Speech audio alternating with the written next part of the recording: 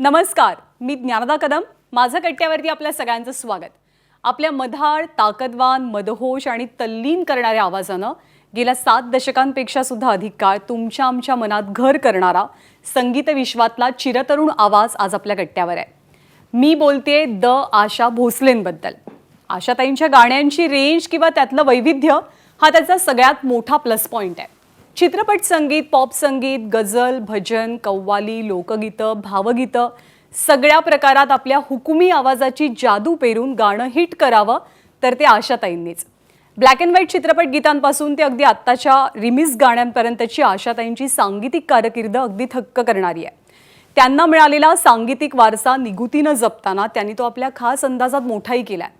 पुढच्याच महिन्यात त्या 87 वर्षांच्या होतील, पण त्यांचा उत्साह, नवं जाणून घेण्याची, नवं शिकण्याची वृत्ती चिरतरुण आहे.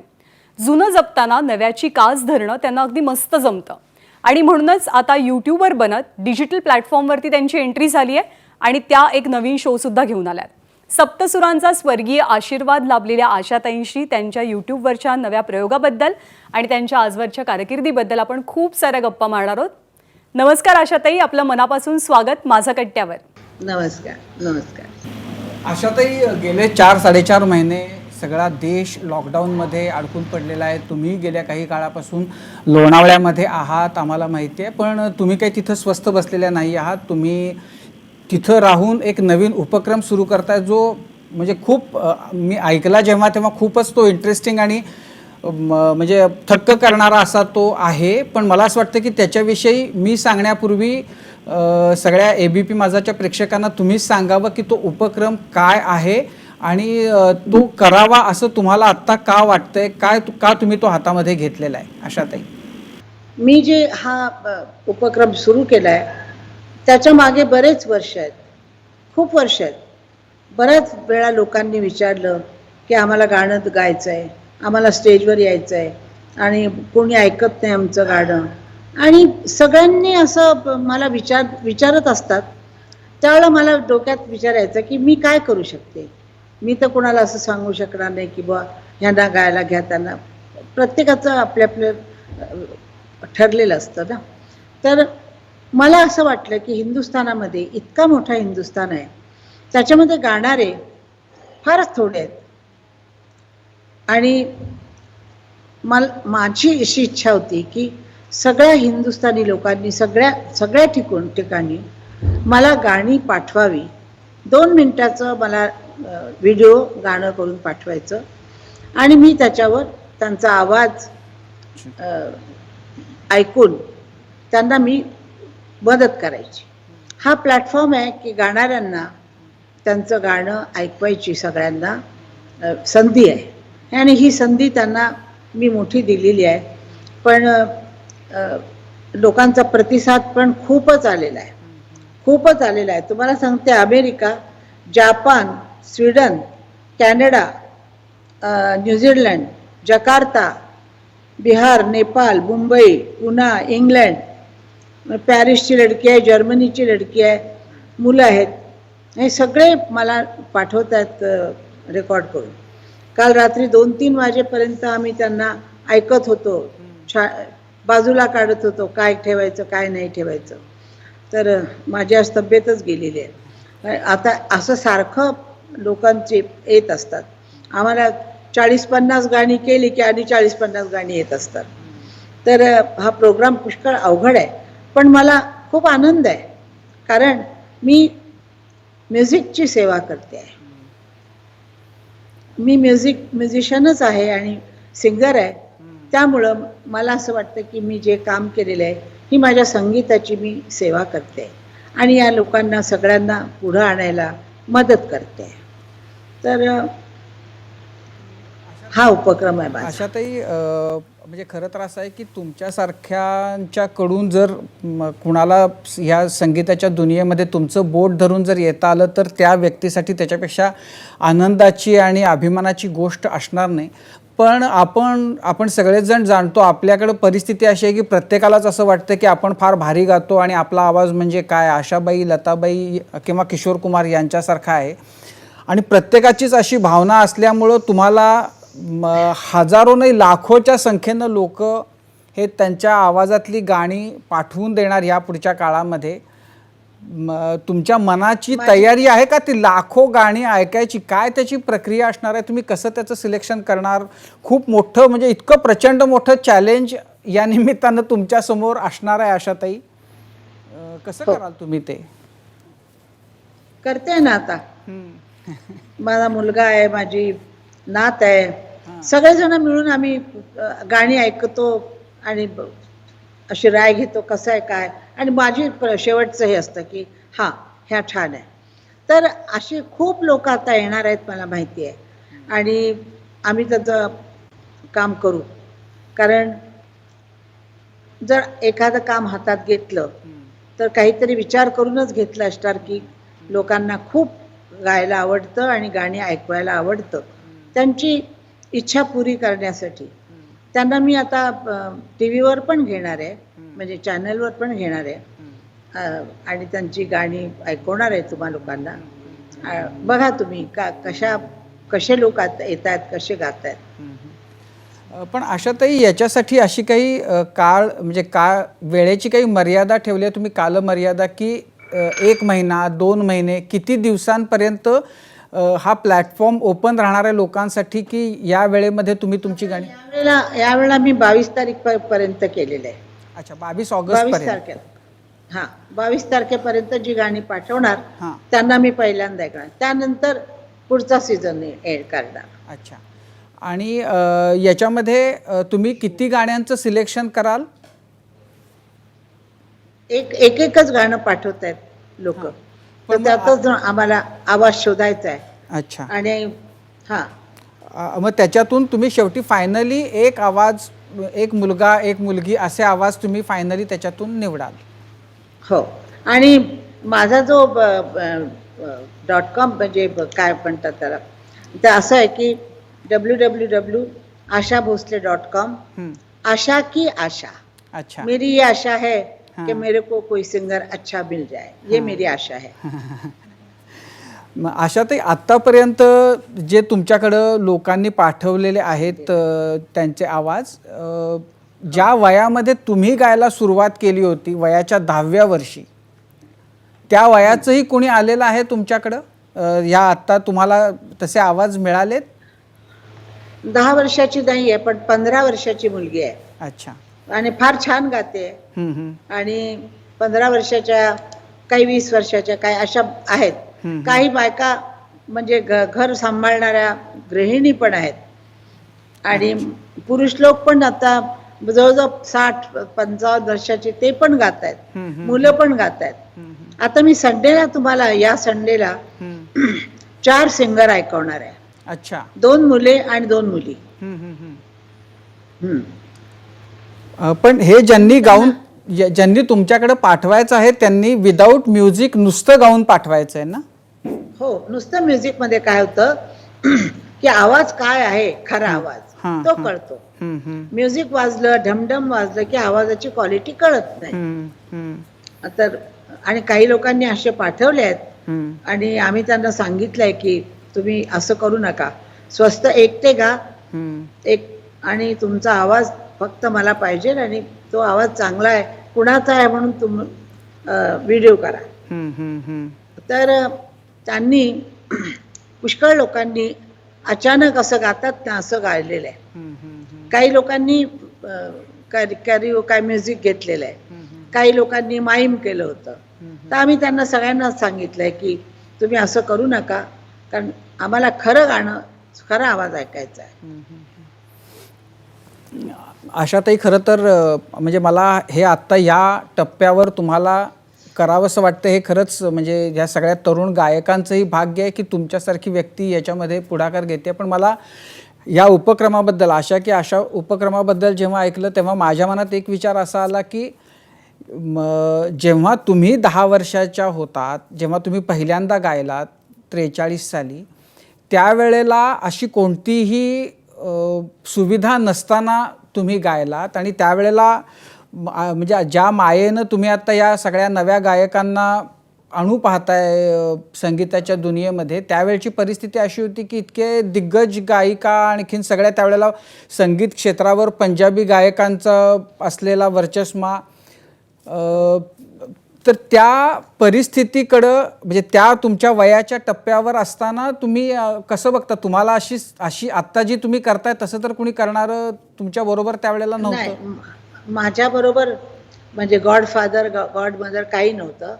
मी एकटीच होते आणि मी जाऊन गाणं ऐकवलं किंवा मला ऐकवायला लागले नाही. म्युझिक डायरेक्टरनी स्वतःची ट्यून वाजवली आणि सांगितले का, तर मी त्यांना गाऊन दाखवलं. त्यावर त्यांनी मला पास केलं. पण त्यानंतरची मेहनत जी आहे ती मेहनत मी स्वतः केलेली आहे. त्या काय तऱ्हेनं गायचं, कुठल्या मतलब आर्टिस्टला कसा आवाज द्यायचा, डान्सचं गाणं कसं गायचं, सॅड सॉन्ग कसं गायचं, बाळा जोजोरे कसं गायचं वगैरे, या गोष्टी आम्ही तयार केल्या की आपल्याला गाणं सजवायचं आहे. नुसतं खिचडी खात बसायचं नाही कोणी शिजवलेली, आपण त्याला बिर्याणी करायची. हा मनामध्ये विचार असल्यामुळं मी इथपर्यंत आलेले आहे. आणि मलाही असं वाटतं की तरुण लोक जे आहेत किंवा कुठच्याही वयाची, त्यांना गावंसं वाटत असेल तर त्यांनी या माझ्या चॅनलवर यावं आणि मला गाणी पाठवावी.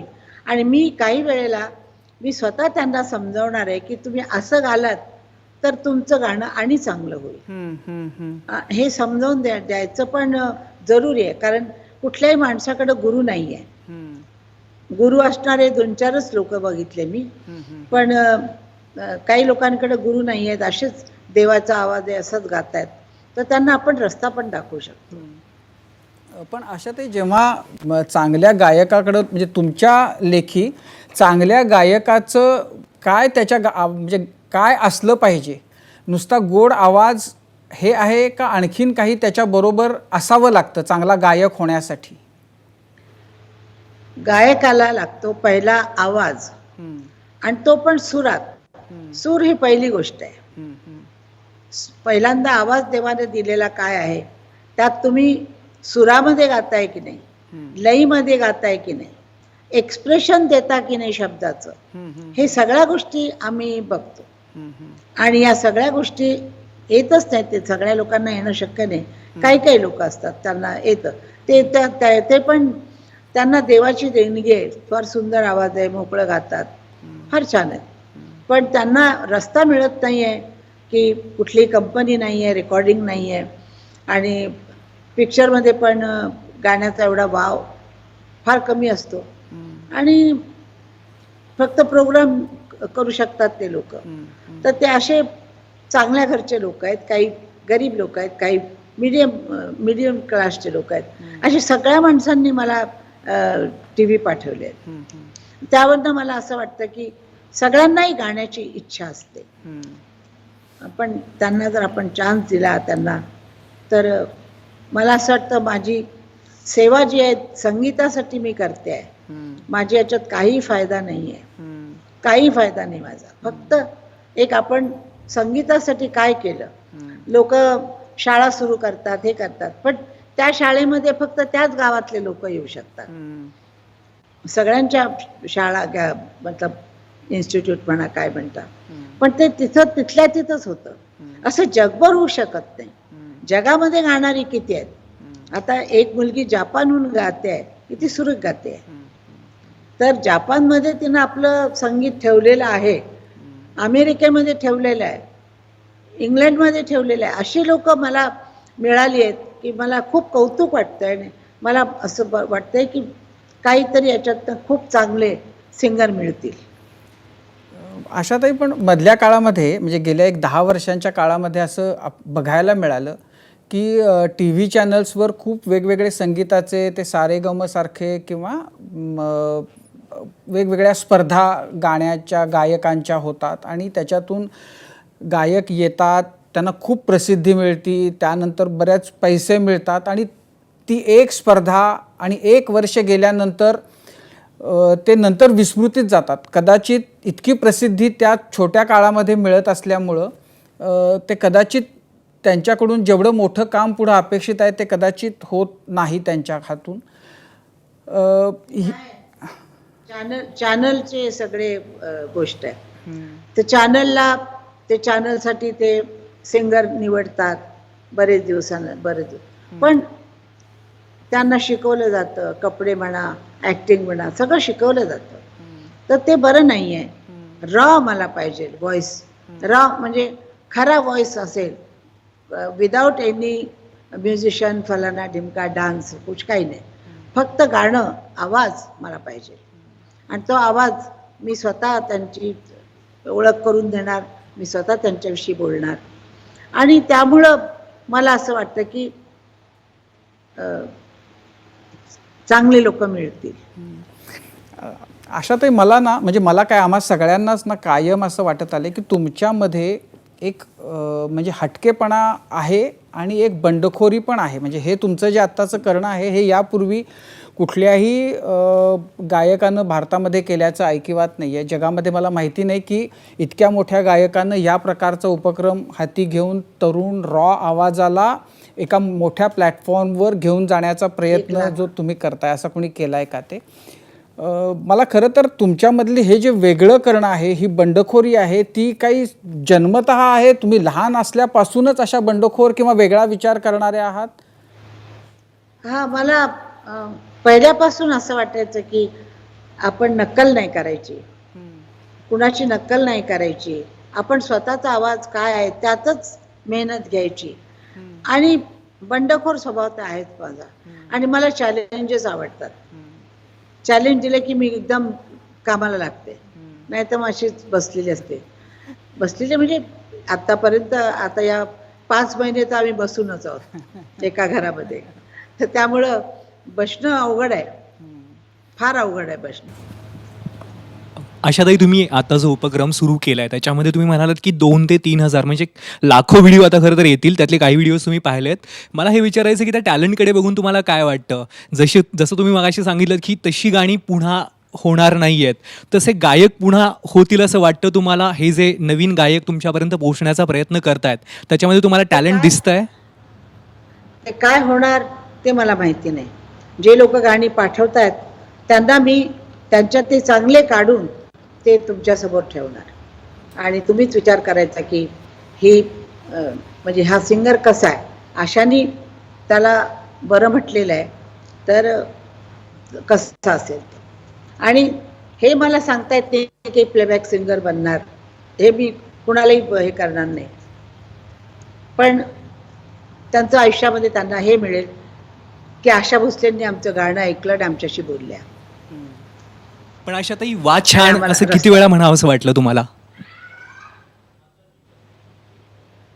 बऱ्याच वेळा बोलले मी, वा छान आहे, बऱ्याच वेळा बोलले. मला ना आशाताई म्हणजे असं कायम वाटत आलं आहे की लहान असल्यापासून म्हणजे की तुमचा एकूण म्हणजे तुमचं जे व्यक्तिमत्व आहे ते अगदी तुम्ही लहान असाल 2, 5, 7 वर्षांच्या तेव्हाही आज्ञाधारक की बस म्हटलं की जाऊन कोपरा गाठून बसणार वगैरे असं करणाऱ्यातल्या तुम्ही बिलकुल असणार नाही. त्याही वेळेला तुम्ही प्रतिप्रश्न करत असाल, त्यावेळेलाही तुम्ही भांडत असाल, म्हणजे आईशी असेल, मोठ्यांशी असेल, आणि जी गोष्ट आपल्याला मनाला आतून पटत नाही तोपर्यंत ती स्वीकारायची नाही, असं तुमचं स्वभाव असेल असा म्हणजे मला तरी किमान वाटतं. खरंच तसं होतं का? स्वभाव माझा एकदम कडक वेगळा असा होता. कारण मला जे करायचंय ते मी करायचे, पण एरवी मी कॉम्प्रोमाइज घरामध्ये करते, फ्रेंडमध्ये करते, सगळ्यामध्ये मी कॉम्प्रोमाइज करते. एक गोष्ट आहे की आपण ज्यावेळेला ट्रेनमध्ये बसतो तर जागा नसली तर एखाद्या माणसाला आपली जागा हळूच थोडीशी देतो. मग इतक्या जवळ जाणाऱ्या माणसाला आपण ॲडजस्ट करतो, तर लाईफमध्ये आपल्या लोकांना आपण ॲडजस्ट केलं पाहिजे. सगळ्या आपल्या मित्रांना म्हणा, काय म्हणा, कोणी तलवार असलं तर कोणी मॅन व्हायला पाहिजे. तर तसं मी माझं आयुष्य सगळ्यांमध्ये म्हणजे ॲडजस्ट केलेलं आहे. सगळ्या गोष्टी हां ठीक आहे, हे घ्यायचं आहे घ्या, ओके. पण मी माझ्या गाण्यामध्ये कुणाला बोलू दिलं नाही, मी माझ्या कामामध्ये कुणाला बोलू दिलं नाही.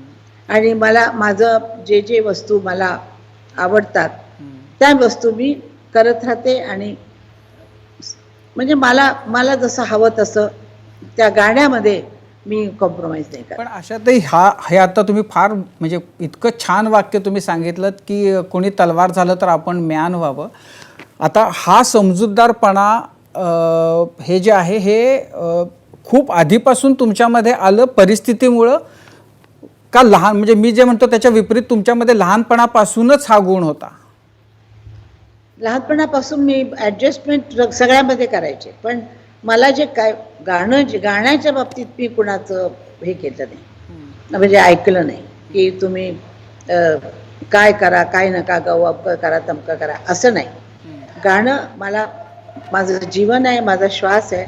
मी गात राहणार आणि गात राहिलेले. आता तुम्ही बघा गिनीज बुक ऑफ वर्ल्ड रेकॉर्डमध्ये माझं 11 ते 12,000चा तो त्यांनी आकडा घातलेला आहे. आणि most recorded voice in the world. किती काम केलं असेल मी. तर त्यामुळं मला असं वाटतं की माझा हा जो उपक्रम आहे हा मला म्हणजे सॅटिस्फॅक्शनसाठी आहे, माझ्या स्वतःच्या सॅटिस्फॅक्शनसाठी, की मी गाणाऱ्यांना मी चान्स दिला जो कोणी देत नाही. आता तुम्ही म्हणालात की 5 महिने लॉकडाऊनमध्ये तुम्ही अडकून पडला आहात, एका जागी आहात. कसे घालवले हे 5 महिने? कारण सामान्यपणे आम्ही बघत होतो की लोक वेगवेगळ्या पाककृती करायचे, सोशल मीडियावर फोटो टाकायचे, आणि आम्हाला माहिती आहे की तुम्हालाही स्वयंपाकाची खूप आवड आहे. तर तुमचे हे 5 महिने कसे गेले? स्वयंपाकघरात एकदा रियाज करायचा, स्वयंपाकघरामध्ये जायचं, आपली नातवंड मुलांना सगळ्यांना जेवण करायचं. आणि छान वाटलं. म्हणजे असं काही मला असं वाटलं नाही कोरोनामध्ये आपण आहोत आणि काय भयंकर झालेलं आहे वगैरे असं आणि मी ज्यादा नशीबवाला मानतानी बाई आहे. जसं नशिबात लिहिलेलं असतं ते होत राहतं, ते त्यांना लिहून ठेवलेलं आहे आधीच. तर त्यामुळं आपण त्याची जास्त चिंता नाही करायची की काय होणार, काय झालं. आजचा दिवस आपला मस्त वागायचं, हसत राहायचं. आशाताई, मध्यंतरी गेल्या वर्षी दीनानाथ मंगेशकर पुरस्कार कार्यक्रमामध्ये तुम्ही भाळी चंद्र असे धरीला म्हटलं होतं. मला ते ऐकून आजही अंगावर काटा येतो. इतकं अप्रतिम, म्हणजे आजही तुमचा आवाज आहे. तुम्ही म्हणजे काय त्याच्या मागचं रहस्य आहे, काय तुम्ही पथ्य करता, कशाच्या जोरावर तुमचा इतका तो गोडवा आणि त्या आवाजाची सगळी जी धार आहे ती तुम्ही कायम ठेवू शकलेले आहात? काय नाही, रियाज करते मी. रियाज ही सगळ्यात चांगली गोष्ट आहे. आणि खाण्यामध्ये मी कुठल्याही फ्रीजची वस्तू खात नाही, दही खात नाही, आईस्क्रीम खात नाही, आंबट खात नाही, थंड पित नाही. म्हणजे या गोष्टी मी सांभाळते आणि रियाज करते. रियाजामुळं आवाजाला ती एक पद्धत लागून जाते. ती सगळंच शरीर आपलं सैल होतं, तर त्यामुळं गळा पण सैल होतो. तो सैल होऊ द्यायचा नाही म्हणून तुम्ही वर्जिश करता. तुम्ही काय म्हणतात त्याला, जिममध्ये जाता, तर कशासाठी? तुमचं शरीर टाईट राहावं म्हणून. तसा माझा गळा टाईट राहावा म्हणून मी रियाज करते. आशाताई, तुम्ही लोणावळ्यामध्ये आहात, खूप निसर्गरम्य ठिकाणी आहात. निश्चितच पावसाळा आहे तर धुंद करणारं वातावरणही असेल. कोणती अशी गाणी आहेत की जी मनात खूप रुंजी घालतात, सतत आठवतात, गुणगुणाविषयी वाटतात? हो. कुठली गाणी? तुमच्या आवडीची, तुमच्या मनातली. अच्छा. मी वेगळी वेगळी गाणी गाते. मी माझी गाणी गातच नाही, मी दुसऱ्यांची गाणी गात असते. जसं की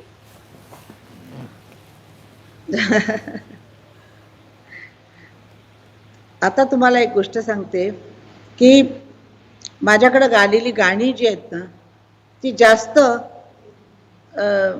मेरा जे गझल म्हणून जे माझं रेकॉर्ड आहे, ती गाणी बायका मुली गातात. मग पुष्कळ अवघड आहेत ती गाणी, ते गातात. आणि मला आश्चर्य वाटतं आणि प्रेमही वाटतं की एवढं संगीताला त्यांनी वाहून घेतलेलं आहे, त्या पोरांनी पण, त्या बायकांनी पण.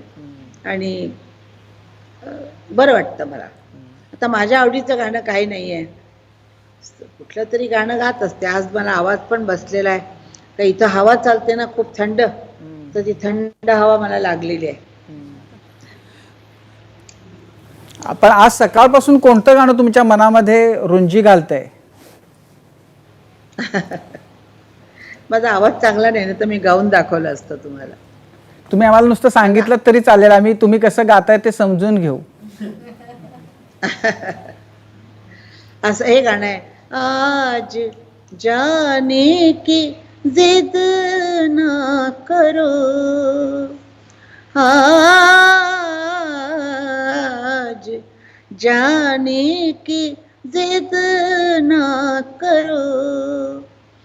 असं गाणं मला म्हणजे आवडतं असं म्हणायला. याला मी एक एक तास गात असते. त्यात वेगळं वेगळं व्हेरिएशन देऊन गात असते. तर अशी गाणी मला आवडतात. आणि अशा तर या तुमच्या एका ओळीनं सुद्धा ना इथं बसलेल्या आमच्या प्रत्येकाच्या अंगावर रोमांच आलेले आहेत. इतका छान आजही तुमचा आवाज आहे. खूप अवघड गाणी तुम्ही खूप लिहिल्या पेललेली आहेत. त्यातलं ते जीवलगा गाणं, एक गाणं आणि त्याच्यामध्ये 4 राग, एवढ्या कठीण प्रसंग असताना सुद्धा तुम्ही ते खूप छान पद्धतीने गातले. आणि हृदयनाथ मंगेशकरांनी तुमची खूप छान त्याच्यामध्ये जुगलबंदी, म्हणजे त्यांचं संगीत आणि तुमचे स्वर. तर हे कसं जमतं तुम्हाला की एवढे अवघड गाणी तू खूप छान पद्धतीने तुम्ही ती ऐकवलीत आम्हाला? हो, बाळासाहेबांची गाणी फार अवघड असतात. तरुण आहे रात्र अजूनी, केव्हा तरी पहाटे, मी माझं हरपून बसले ग, ही सगळी अवघड गाणी आहेत त्यांची. नंदलाला एका पिक्चरचं गाणं आहे, तर ते त्यानं वेगळ्या स्टाईलनं केलेलं होतं. नजाकत सलामत सारखं केलं होतं. तर त्यावेळेला मीच ते गाले होते आणि ते कोणी हात लावत नव्हतं त्या गाण्याला. अशी गाणी आली की मला आनंद वाटतो, कारण चॅलेंज असतो आपल्या आवाजाला, आपल्या बुद्धीला, आपल्या हिमतीला चॅलेंज पाहिजे. कधी रे येशील तू, जीवलगा कधी रे, 4 राग मध्ये गायचंय आणि त्याची मिळावट करायची आहे. आणि शेवटी तो उंच जायची ताण आहे. आणि एका टेकमध्ये अशी आम्ही ओके केलेली गाणी आहेत. आता सारखं नाही आहे की हेडफोन लावला, 2 लाईनी गाल्या, 3 लाईनी गाल्या, असं नाही आहे. आणि म्हणून ती गाणी तुम्हाला अजूनही लक्षात आहेत, कारण त्याच्यामध्ये फिलिंग आहे, त्याच्यात मेहनत आहे. आता असं आहे की हृदयनाथ मंगेशकरांची गाणी म्हणजे सगळ्यात कठीण गायसाठी जर कोणाची असतील तर ती त्यांची आहेत. ते सर्वश्रुत आहे. ते अर्थात तुमचा धाकटा भाऊ, पण एरवी म्हणजे त्यांच्या संगीतकार म्हणून ते असताना तुम्ही कधी त्याच्यामध्ये काही हस्तक्षेप, काही सूचना, कुणाला ती ढवळाढवळ वाटू शकेल असं करता केलंय? इतर जे संगीतकार आहेत त्यांच्या बाबतीमध्ये तुमचा अप्रोच काय होता किंवा असायचा? संगीतकार जे सांगेल तसंच गायचं का आपल्या त्याच्यामधल्या काही मध्ये जागा जर भरून काढायच्या असतील तर त्या सूचना द्यायच्या, त्या सांगायच्या, त्या भरून काढायच्या? कशी राहिली तुमची पद्धत? मी लकीर के फकीर नाही. मी लकीरच्या फकीर म्हणजे लकीरीवर चालणारा माणूस जसा असतो तशी मी नाही आहे. तसे काही सिंगर होते आमच्याकडं, तर तसे म्युझिक डायरेक्टर सारखंच गायचे. आणि मी विचारायचे, मैं इसमें कुछ करूं क्या, मैं इसको करूं, दूसरा हरकत दूं क्या, तान दूसरी करूं क्या. ऐसे बोल बोल के हम लोग अपना गाना सजाते थे. आम्ही आमचं गाणं सजवत होतो. कारण म्युझिक डायरेक्टर स्वतः जे गात असतात ते वेगळं म्हणजे त्यांचा गळा नसेल चालत, पेटीवर दाखवत असतात, तसं आम्हाला गाऊन चाललं नसतं. त्यावेळेला पहिल्यापासून हे मनामध्ये यायचं की व्हेरिएशन करावं. आपण व्हेरिएशन केलं, फिलिंग्स घातले, शब्दाचे अर्थ कळून आपण जर म्हटले तर त्याला हे आहे, म्हणजे अर्थ आहे. कारण आत्मा असतो शब्द, शरीर असतं म्युझिक, आणि त्याला सजवण्यासाठी जे काही श्रृंगार असतात, साड्या असतात, कपडे असतात, ते आम्ही आहोत. आणि आम्ही त्याला चमकवत असतो, त्या गाण्याला चमकवत असतो. कारण ते गाणं जसं सरळ सरळ गालं गेलं तर ते शक्यच नाही कोणाला ऐकण्यासारखं. पण माझी स्वतःची एक अशी तऱ्हा आहे की मी गाण्यामध्ये माझ्या ताना, हरकती, फिलिंग्स सगळं घालते. याच्यामध्ये म्हणजे सुधीर फडके आणखीन तुमच्याबद्दलचं म्हणजे अनेक कार्यक्रमांमध्ये तुम्हीच सांगितलेलं, खरं तर मी ते ऐकलेलं आहे. आणि तुम्ही बाबूजी कसं सांगायचे आणि तुम्ही कसं गायचात ते याच्याबद्दलच्या फार छान ऐकलेलं आहे मी आठवणी तुमच्या. एखादा गाणारा जर म्युझिक डायरेक्टर असेल, किंवा मदन मोहन म्हणा, तर जसे असे हे लोक कमी होते. असं गाऊन दाखवायचे, ताना म्हणून दाखवायचे, हरकती करून दाखवायचे. तर त्यांना आम्हाला काही बोलायची गरज नाही. त्यांचं आम्ही कॉपी जरी केलं तरी छान असायचं. पण ते कॉपी करणं किती अवघड होतं हे आम्हाला माहिती आहे. आत्ताच्या सिंगरना ती कॉपी करणं सुद्धाही जमणार नाही त्या गाण्यांची. कारण ते आम्ही असं ऐकून गायचं होतं. रेकॉर्ड लावून शिकत बसणं वेगळं असतं, आणखीन असं गात तसे माणूस आणि त्याची बरोबर नक्कल करणं हे पण काम आहे. तर सुधीर फडके अतिशय सुंदर गायक पण होते, म्युझिक डायरेक्टर होते आणि कडक होते. तर ते बरोबर दाखवायचे. कधी कधी ते सांगायचे त्या तुम्हाला सूट आहे, आता काही करा तुम्ही, म्हणा तुम्हाला हवं असं तेही म्हणायचे. पु ल देशपांडे पण म्हणायचे. दूधभातमध्ये मी त्यांच्याबरोबर काम केलंय, पुष्कळ पिक्चरमध्ये काम केलंय, गुळाचा गणपती, पु ल देशपांडे, आणखीन आपले काय म्हणतात ग दी माडगुळकर, मग मोठ्या मोठ्या लोकांबरोबर काम केलंय मी आणि त्यांना खुश केलंय. म्हणजे त्यांना असं म्हणता आलं नाही की हे गाणं माझं बिघडलं किंवा वाईट गाली, असं कोणी म्हटलेलं नाहीये. किंबहुना त्यामुळंच गाणी माझी जास्त आहेत. सगळ्यात जास्त फडके साहेबांची गाणी मी गालेली आहे. मी तुमच्या एका मुलाखतीमध्ये कार्य दुरावा त्यांनी कसं सांगितलं होतं आणि नंतर तुम्ही कसं गायलं होतं ते मी ऐकलं होतं. मला असं वाटतं की तुम्ही जर ती आठवण सांगितली तर सगळ्यांना इथं ऐकायला फार छान वाटेल.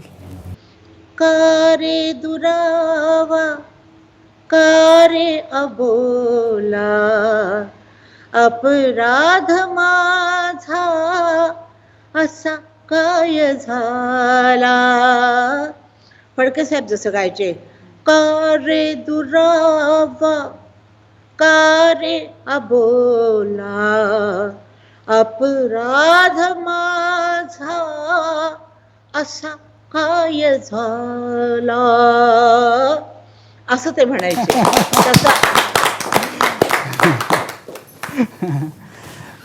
म्हणजे तुमचं ते सगळं रेकॉर्डिंग ना कसं होत असेल ते इतकं आनंददायी कल्पनेतच आम्हाला वाटतं आणि तुम्ही ते सगळं साक्षात अनुभवलेलं आहे. आणखीन त्यावेळेचं मजा होती. म्युझिक डायरेक्टर स्वतः असायचा, म्युझिशियन 50 असायचे आणि त्याच्यामध्ये आम्ही गायचो. आणि ते फार अवघड पण होतं आणि ते 3 मिनिटं 4 मिनिटं उभं राहून एक गाणं गायचं, याच्यामध्ये फार आम्ही टोवर उभे असायचो. अवघड गाणी होती. मी तुमच्याच एका मुलाखतीमध्ये असं ऐकलं होतं की ते एकत्र सगळे संगीतकार आणि गायक असं जेव्हा ते रेकॉर्ड करावं लागायचं तर कुठल्या तरी एका प्रसंगामध्ये मध्ये फ्लूटचा आवाज होता, तर गाता गाता मग तुम्ही खाली बसलात, फ्लूटवाला पुढं आला, त्यानं पुण्यामध्ये होतं. पुण्यामध्ये नवयुग स्टुडिओमध्ये ते गाणं केलं होतं. दत्ता धर्माधिकारींचा बाळा जोजोरे पिक्चर आणि उषा किरणचं पहिलं पिक्चर. आणि मी त्यावेळेला तिथं होते आणि गात होते. एक ट्रॅक होता, एकच माईक होता आणि त्याच्यावर सगळे म्युझिशियन आणि सिंगर ते घेतले. आणि त्यावेळेला फ्लूटचा पीस आला की मी वाकायचे, डक करायचे. नंतर व्हायोलिनचे पीस आले तर आपण खाली व्हायचं आणि आपल्या ह्याच्या बरोबर 4 बार आधी आपण उभं राहायचं. असं ते करून गाणं केलेलं आहे.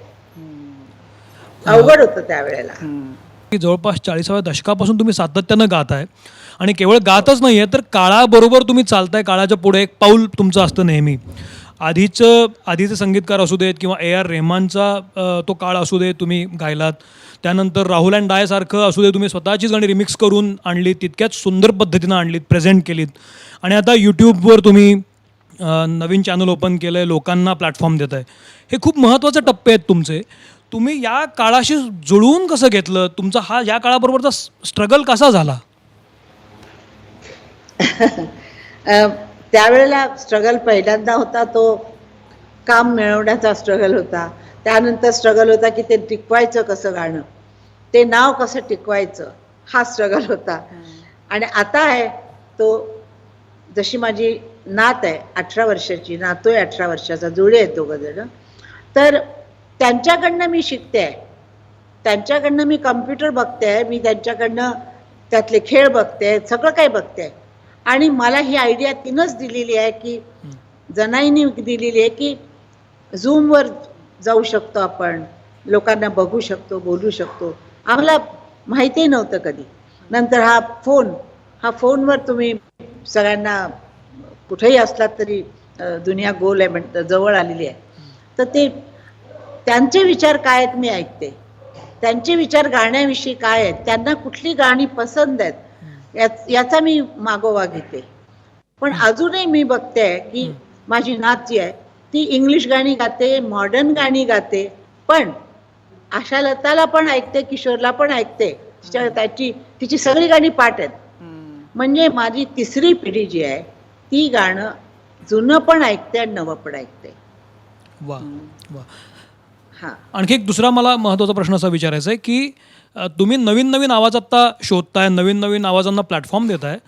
तर पूर्वी वन टेक गाणं व्हायचं, जसं तुम्ही आत्ता सांगितलं, सूर महत्त्वाचा होता, भाव महत्त्वाचे होते. पण या काळाच्या महिम्यामध्ये इंटरनेट आलं, टेक्निक आलं, तंत्रज्ञान वाढलं आणि आत्ता परिस्थिती अशी आहे, कुणीही कलाकार, कुणीही नट गाणं गातो आणि ते सुरात येतं, कारण तंत्रज्ञान तसं मोठं झालं आहे. तर या तंत्रज्ञानाचा आवाजावर, आजच्या गायकांवर परिणाम होतोय का, आणि तो होऊ नये म्हणून काय करायला पाहिजे? मला वाटतं पुष्कळ लोक आजकाल पोरं क्लासिकल शिकतायत. तर मला नाही वाटत की असं संगीत एकदम जाईल. असं संगीत राहणार, कारण ते क्लासिकल शिकलेली मुलं त्याच्यामध्ये आली तर ते लाईट पण गाऊ शकतात, क्लासिकल गाऊ शकतात.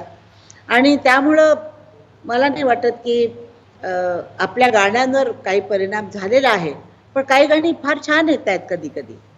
तर ते मला असं वाटतं की कुठंतरी बीज आहे अजून त्या जुन्या गाण्यांचं, जुन्या आपल्या काय म्हणतो आपण त्याला,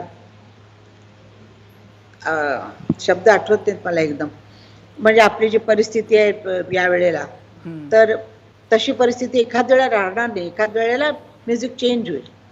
पण मॉडर्न जो वाढलेलं आहे, जे सगळं काही कम्प्युटर फलाना टिमका सगळं जे वाढलेलं आहे, हे आणि जास्त होत जाणार. एकदा मी याला गेले होते गुगलच्या कंपनीमध्ये कुठेतरी सॅन फ्रान्सिस्कोला. तर त्यांनी मला बोलवलं आणि खूप त्यांनी बिन ड्रायव्हरची गाडी मी चालवली, बिन ड्रायव्हरच्या गाडीमध्ये बसले मी आणि ती चालून आली वगैरे, सगळं अद्ययावत होतं. तर ते म्हणाले की आम्ही तुमचा आवाज करू शकतो. तर म्हटलं तुम्ही माझा आवाज कराल, पण माझं फिलिंग कसं आणाल गाण्यामध्ये, मी शब्द काय टाकते, कशी टाकते, ते कसं आणाल. ते म्हणाले आम्ही इथं हारलो. तो त्याला आत्मा लागते, मशीन नाही होत. अशातही आत्ताचा कोरोनाचा काळ आहे, त्याच्यामुळे कुठेतरी प्रत्येकाच्या मनात, बऱ्याच लोकांच्या मनात थोडीशी निराशा दाटली आहे. तुम्हाला प्रचंड यश मिळालं, पण त्या यशाला एक समांतर संघर्षाची किनारसुद्धा होती. तुम्हाला कधी निराश नाही वाटलं? तुम्हाला कधी नैराश्य नाही आलं इतक्या सगळ्या वर्षांमध्ये? नाही, मला निराश कधीच होत झाले नाही. मी निराश होणं म्हणजे तिथं आयुष्य संपणं. माणूस काय म्हणतात त्याला, काय म्हणतात, कशात गेला म्हणतात, डिप्रेशन. फ्रस्ट्रेशन का डिप्रेशन. हां, तर डिप्रेशन वगैरे या ज्या गोष्टी आहेत ना, या माझ्यासाठी हास्यास्पद आहेत. डिप्रेशन का घ्यायचं, कशाला घ्यायचं, नाव नाही म्हणून. हां, पैसा नसेल जवळ तर ते डिप्रेशन वेगळं असतं. पण नाव कमी झालं किंवा आपला चेहरा बिघडला किंवा आपण म्हातारे दिसा, हे काय डिप्रेशन घेण्याच्या वस्तू आहेत. सूर्य येतो आणि जातो, परत येतो आणि परत जातो. आपण जाणार आणि परत येणार. मला एकदम हे आहे की मी आशा भोसले म्हणून परत येणार, सगळं असंच असणार. मला आशावादी आहे मी. मला भीती नाही वाटत कसली. तुमच्यामुळे आम्ही सगळे आशावादीच होणार आहे. आता या करोनामध्ये, करोना बाहेर आहे जरूर, पण जे लोक घरात राहतात, आता तुम्हाला सांगू, माझा मुलगा किती वर्ष म्हणजे बाहेरचं काम करतोय. त्याची रेस्टॉरंट आहेत, 20 रेस्टॉरंट आहेत फॉरेनला. तो बाहेर असतो, गल्फमध्ये असतो, कधी लंडनला असतो. माझी सुनीचं दुकान आहे, ती मुलं शाळेमध्ये होती जिनेवाला 4 वर्ष. तर माझी नातवंड पण नव्हती, मी एकटी होते. पण पण मी त्याच सुखामध्ये होते की ते आहेत ते म्हणून तो तिकडे काम करतोय. खुश व्हायला पाहिजे. अरे काय आज केलं तुम्ही, काय काय करायचंय सांगा मला. त्यानं सांगितलं की हे आज करायचं की मी 10 मिनिटात तयार होते आणि पटपट आपल्या कामाला लागते. ही जी तरा आहे ना की आपलं काम करत राहायचं आणि निराश व्हायचं नाही. हेही दिवस जातील. मनात म्हणायचं हे दिवस आलेत, हे दिवस जाणार. हा करोना जाणार नाही, ह्याच्या बरोबर आपण भांडत राहणार. म्हणजे कधी येणार त्यांचे इंजेक्शन आणि काय माहिती नाहीये. पण आपण आपल्याला सांभाळायचं, दुसऱ्यांनाही सांभाळायचं, काय होणार नाही. हा असंच चालणार. आणि आपण लोक तर अशा आहोत, सगळ्या परिस्थितीमध्ये आपण ऍडजस्ट करतो. आशाताई, मला असं विचारायचं होतं की रफी, लता, किशोर, आशा ही जी एक चौकोन होता त्याने 3-4 दशका का होईना पण चित्रपटसृष्टीवर राज्य केलं होतं. पण आत्ताचा काळ असा आहे की 6 महिन्यांनंतर पडद्यामागचा आवाज बदलत असतो. तर लता, किशोर, आशा, रफी हे घडवणं आम्ही विसरलो आहे का? तेवढा वेळ नाही आहे का शिकणाऱ्याकडे आणि शिकवणाऱ्यांकडे सुद्धा?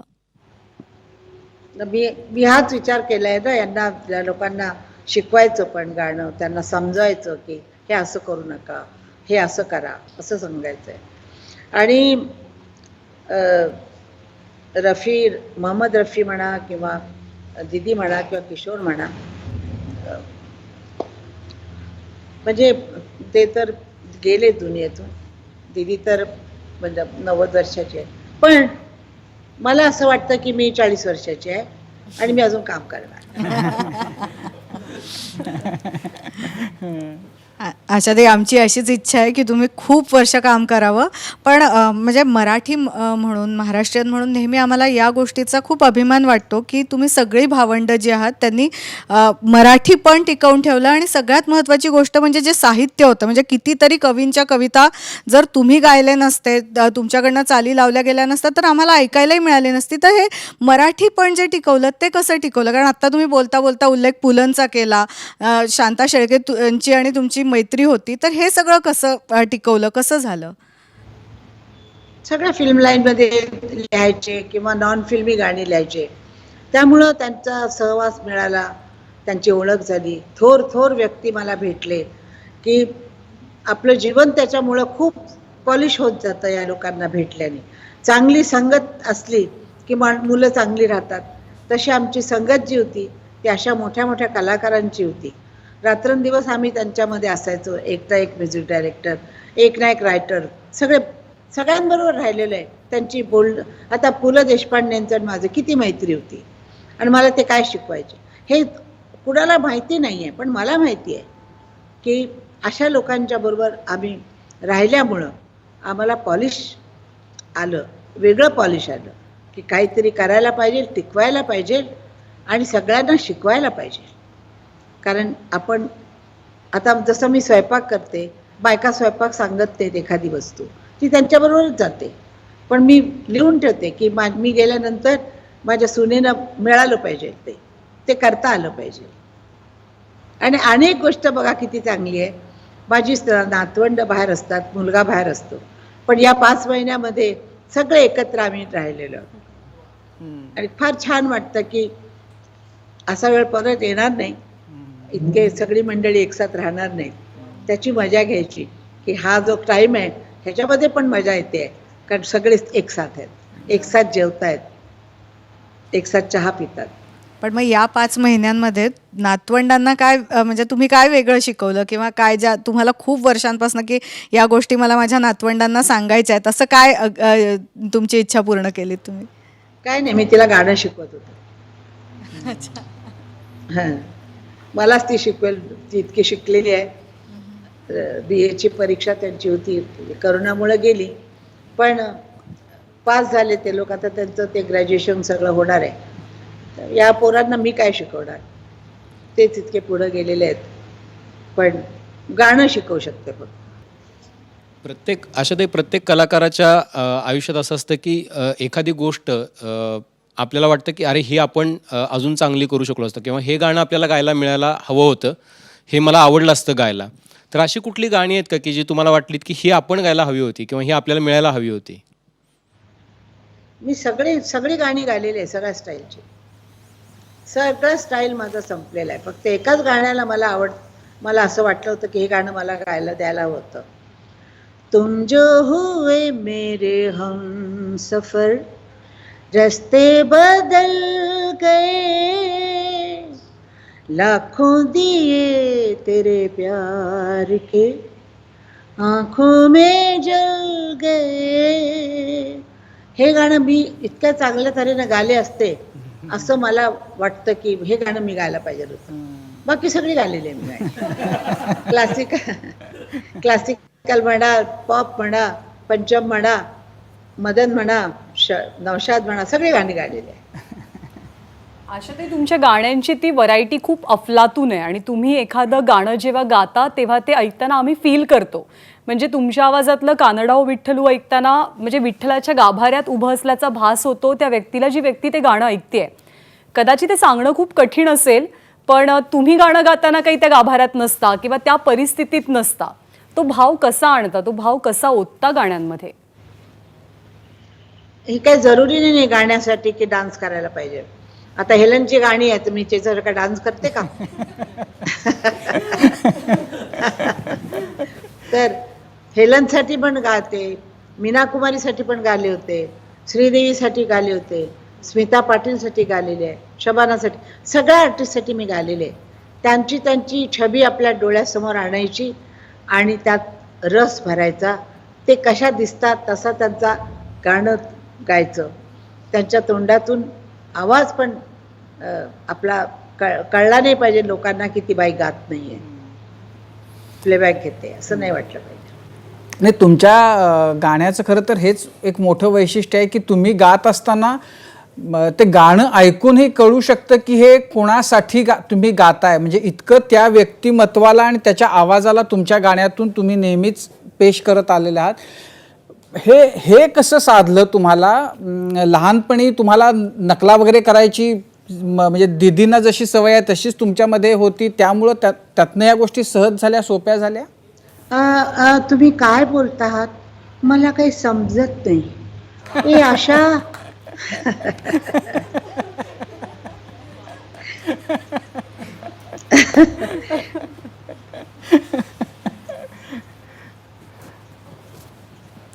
आशाताई, गाण्या इतकं परफेक्टच आत्ता जे काही तुम्ही सादर केलं ते होतं आणि आय विश आपण सगळेजण आता समोर असतो एकमेकांच्या.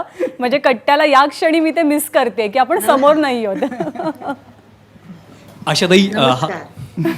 आपण कशा आहात? आशाताई, खरं तर हा सगळ्या महाराष्ट्राला म्हणजे सनातन पडलेला प्रश्न आहे की आपली मोठी बहीणच आपली स्पर्धक असणं म्हणजे ह्या इंडस्ट्रीमध्ये पाऊल ठेवणं जितकं संघर्षाचं असेल तेवढाच किंवा त्यापेक्षा जास्त मोठा संघर्ष सतत मोठ्या बहिणीची स्पर्धा, तुमची इच्छा असो किंवा नसो ती स्पर्धा होत राहिली.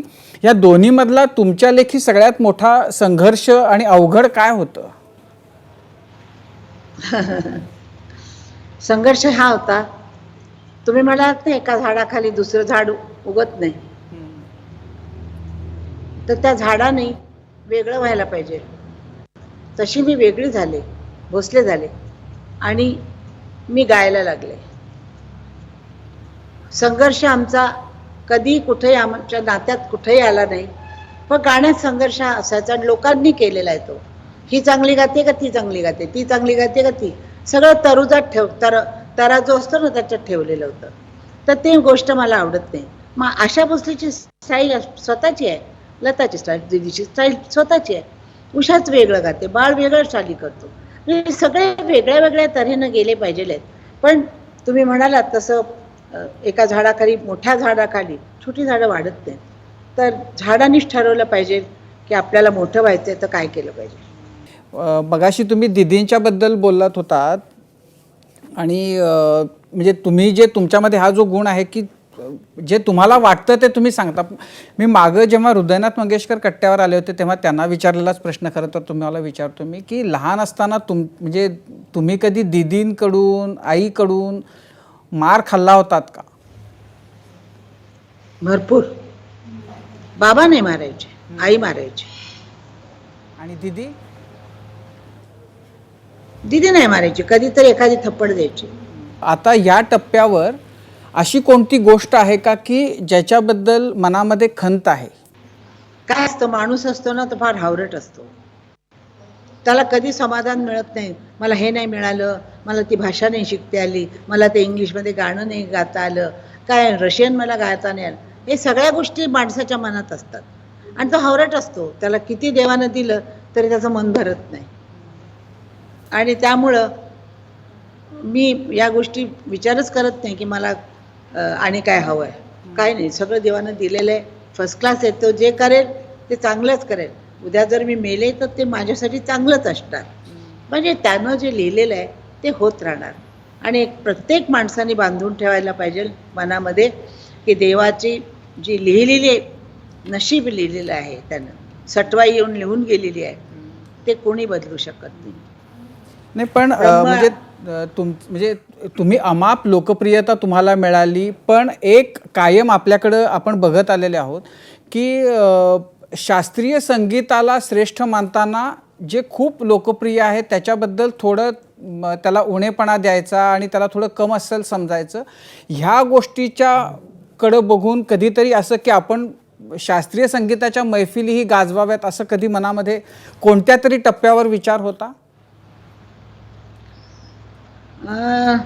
क्लासिकल मी थोडं शिकलेले आहे आणि माझे गुरु होते नवरंग नागपूरकर होते. त्यानंतर अली अकबर खान साहेबांकडे पण मी शिकलेले आहे. पण मला असं कधीच वाटतं नाही की मी क्लासिकल सिंगर झाले असते तर बरं झालं असतं.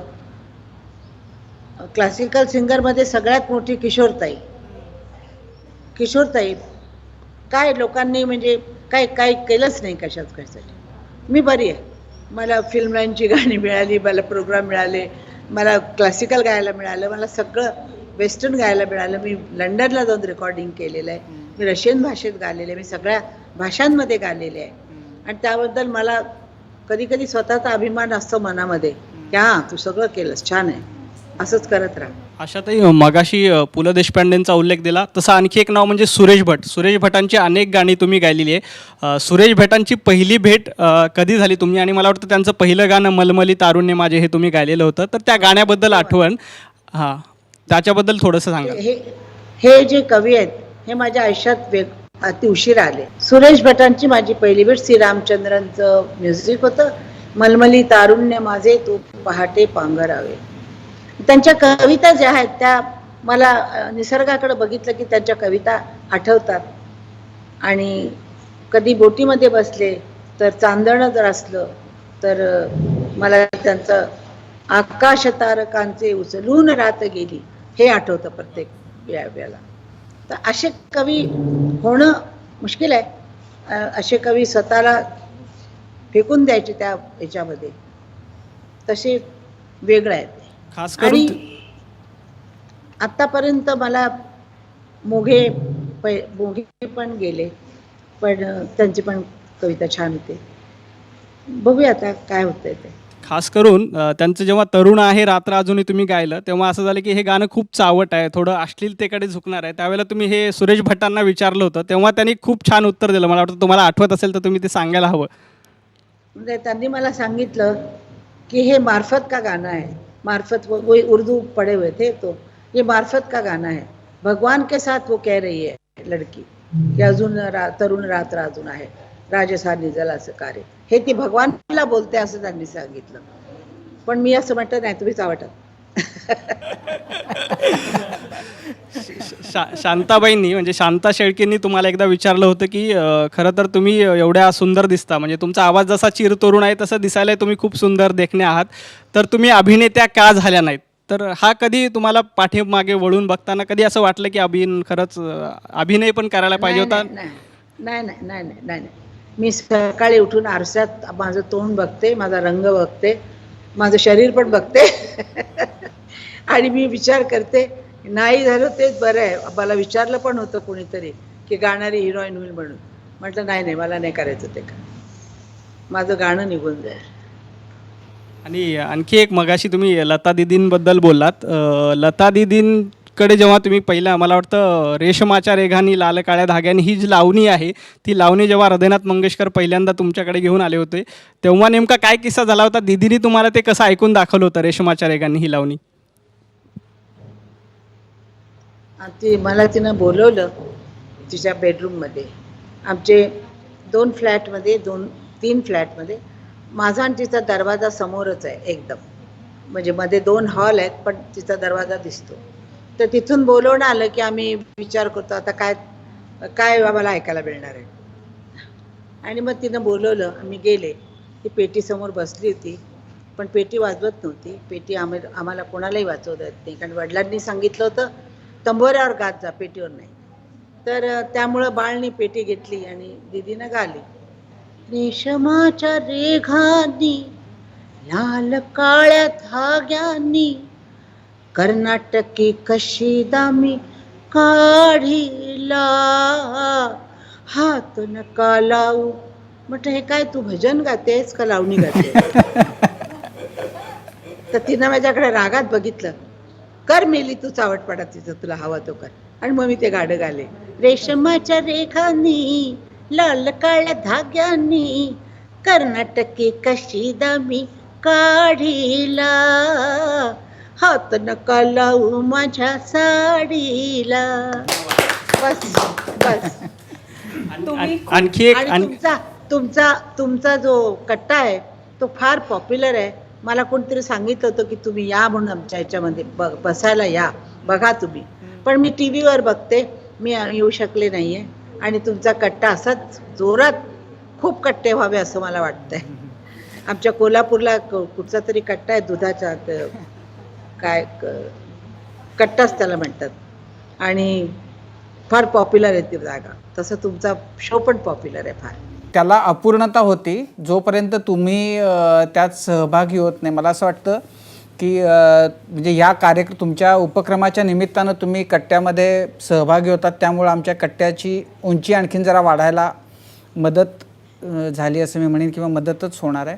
आज पण माझी तब्येत ठीक नाही आहे, तरी पण मी तुमच्यासाठी तयारून आलेले आहे. तब्येतीची काळजी घ्या. आणि म्हणजे आपले सुरुवातीचे खरं तर 1.5-2 तास तुमची खरं तर आम्ही परीक्षा बघितली असं मी म्हणेन, की फार त्या टेक्निकल अडचणींमुळं. पण तरीही म्हणजे मी या आजच्या प्रसंगातून काय शिकलो असेल तर तुमच्याकडून मी पेशन्स घ्यायला शिकलो असं मी म्हणेन, की तुमच्यासारखी व्यक्ती म्हणजे इतक्या शांतपणानं तुम्ही ते सगळं हाताबाहेरची परिस्थिती बघत होतात. आणि तुम्ही तुमच्या चेहऱ्यावर म्हणजे एक नाराजीचा म्हणजे एक रेघ मला दिसली नाही. आणि म्हणजे आता काय म्हणू, तुमचे आभार कसे मानायचे असा खरं तर प्रश्न आहे माझ्या मनात.